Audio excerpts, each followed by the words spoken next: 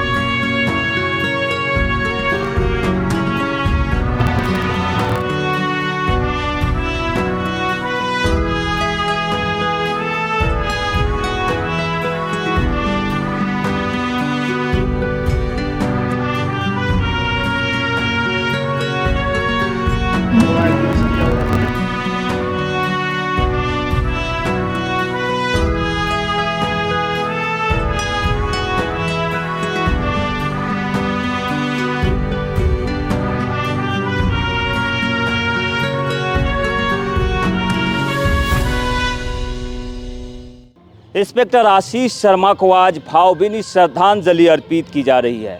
इस श्रद्धांजलि सभा में, इस श्रद्धांजलि रैली में पूरा पुलिस परिवार, हाक फोर्स जवान और बालाघाट शहर के नागरिक, स्कूली बच्चे शामिल हुए हैं। अश्रुपूर्ण श्रद्धांजलि उन्हें अर्पित की जा रही है। बालाघाट प्रशासन द्वारा आयोजित श्रद्धांजलि कार्यक्रम पुलिस लाइन बालाघाट में गमगीन माहौल के बीच हुआ।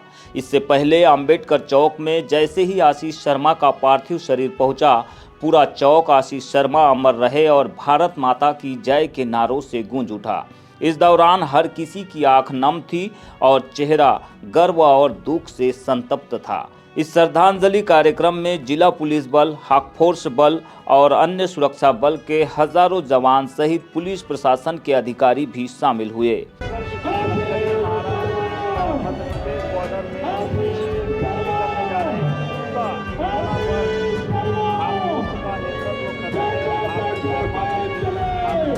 श्रद्धांजलि यात्रा में जवानों के चेहरे पर भावुकता के भाव और अपने साथी को खोने का दर्द भी देखने मिला। यहां तक कि पुलिस अधीक्षक आदित्य मिश्रा भी इस भावुक पल के बीच अपने आंसू नहीं रोक पाए। यात्रा जय स्तंभ चौक से होकर पुलिस लाइन में स्थित शहीद स्मारक पहुंची, जहां पार्थिव शरीर को लेने पहुंचे शहीद इंस्पेक्टर के भाई की आंखों में आंसू नहीं थम रहे थे, जिन्हें पुलिस अधिकारियों ने दुख के इस पल में खुद को संभालने और गर्व से सिर ऊंचा रखने का साहस बंधाया। आशीष की शहादत ऐसे समय में हुई जब देश में नक्सलवाद को जड़ से खत्म करने की तैयारी चल रही है। मूलतः नरसिंहपुर जिले के रहने वाले आशीष नक्सलियों के खिलाफ एक बड़े ऑपरेशन को लीड कर रहे थे। इसी दौरान एमपीसीजी बॉर्डर से लगे बोर तालाब के जंगल में छिपकर बैठे नक्सलियों ने उन पर फायरिंग कर दी, जिससे वे गंभीर रूप से चोटिल हो गए और 4 घंटे तक जीवन और मृत्यु से संघर्ष करते हुए अंततः शहीद हो गए।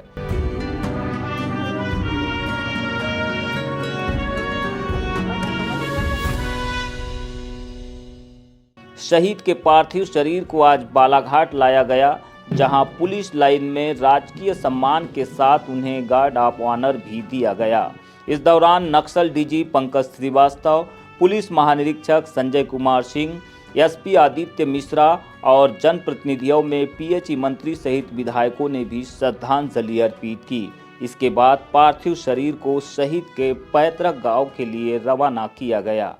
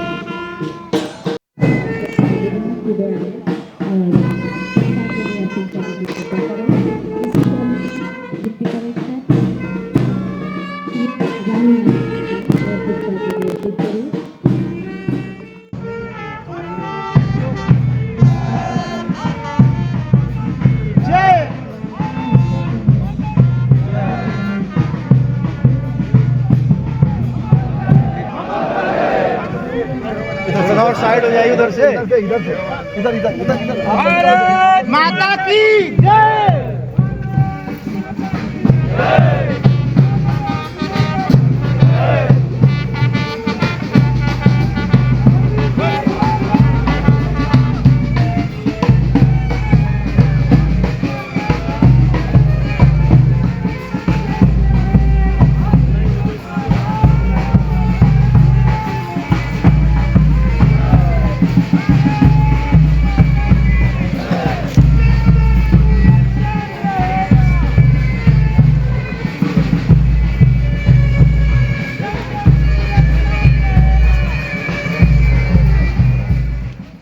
आपको बता दें कि इंस्पेक्टर आशीष शर्मा 3 बड़ी मुठभेड़ का हिस्सा रहे हैं बालाघाट में। हर्रा टोला मुठभेड़ में उन्होंने एसीएम रैंक के नक्सली को मार गिराने में अहम भूमिका निभाई थी। इसके बाद कदला के जंगल में जो मुठभेड़ हुई थी उसमें भी उनकी अहम भूमिका थी, जिसमें 2 नक्सली मारे गए थे। और कान्हा नेशनल पार्क के रौंदा कैंप के पास जो मुठभेड़ हुई थी उसमें 3 नक्सलियों को मार गिराने में उनकी अहम भूमिका थी। तो ऐसे 3 अलग अलग मुठभेड़ों में उन्होंने लगभग 6 नक्सलियों को मार गिराने में उनकी अहम भूमिका थी। और कल के ऑपरेशन को भी वो लीड कर रहे थे, जिसमें सीआरपीएफ थे, कोबरा बटालियन के जवान थे, आईटीबीपी के जवान थे, C60 कमांडो थे और डीआरजी के जवान थे। इनका नेतृत्व करते हुए उन्होंने इस शहादत को प्राप्त किया है। उनकी शहादत पर ये श्रद्धांजलि सभा, श्रद्धांजलि रैली निकाली गई है बालाघाट शहर में।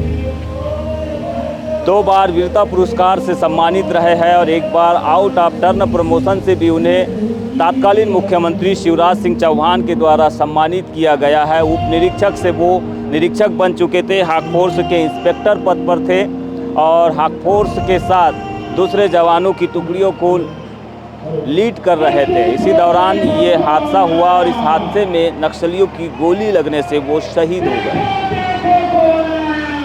नक्सल डीजी पंकज श्रीवास्तव ने हाक फोर्स इंस्पेक्टर आशीष की शहादत पर कहा कि इस घटना ने हमें झकझोर दिया है।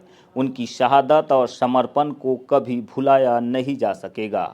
शासन की ओर से उनके परिवार को हर संभव मदद की जाएगी।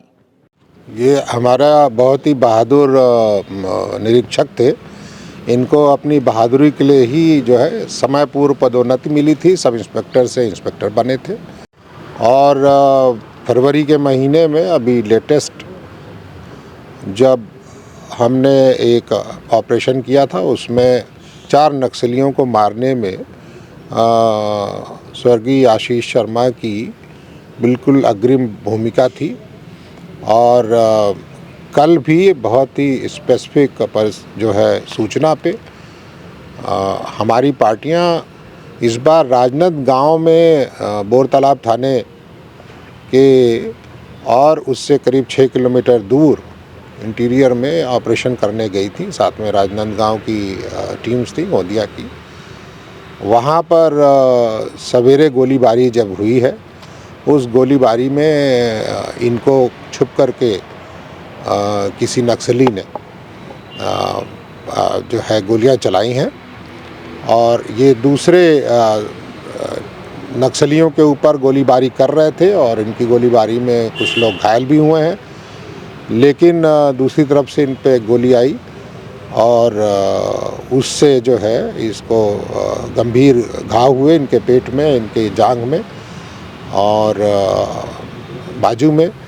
और उसकी वजह से इनको डोंगरगढ़ के हेल्थ सेंटर लाया गया था। बहुत प्रयास किया डॉक्टर्स ने, लेकिन गंभीर चोट होने के कारण हम उनको नहीं बचा पाए। शासन की तरफ से जो सभी तरह की आर्थिक सहायता और उनके परिवार को सदस्य को उसी तरह का की जो है शासकीय सेवा और उनके माता पिता को असाधारण पेंशन, ये सभी कार्य जो है हम सबसे त्वरित गति से करेंगे। और इस नुकसान का तो कोई भरपाई हम लोग नहीं कर सकते, लेकिन जो भी शासन कर सकता है और मध्य प्रदेश की पुलिस कर सकती है वो सब कुछ हम लोग करेंगे।